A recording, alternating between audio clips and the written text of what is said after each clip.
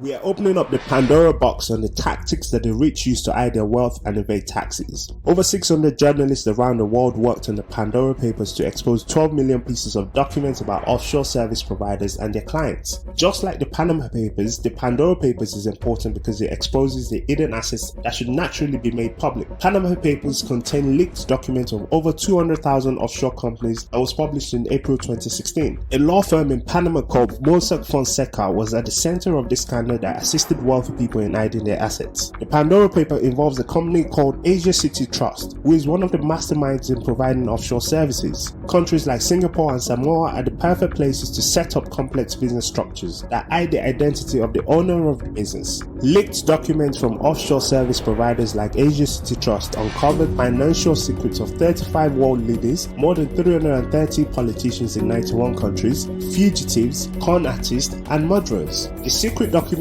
expose offshore dealings of the King of Jordan, President of Kenya and Ecuador, the Prime Minister of the Czech Republic, and the former British Prime Minister Tony Blair. The files also detail financial activities of more than 130 billionaires from Russia, the United States, Turkey, and other nations. To give you some examples of the amount of funds that have been hidden through the help of AsiaCiti Trust, the King of Jordan secretly purchased $100 million worth of properties. The Prime Minister for Czech Republic bought a $22 million chateau in France. The President of Kenya owns several assets offshore estimated to be worth $30 million. The reason why this is such a hot topic in the world of finance today is because politically exposed people are expected to declare their wealth. This is to help curb corruption amongst politicians. Whilst many may consider the services being offered to be perfectly legal, the issue here is that you have a handful of people who loot a country's resources for their own personal gains. They manage to hide these funds through offshore tax havens like Samoa and Singapore that protects their identity.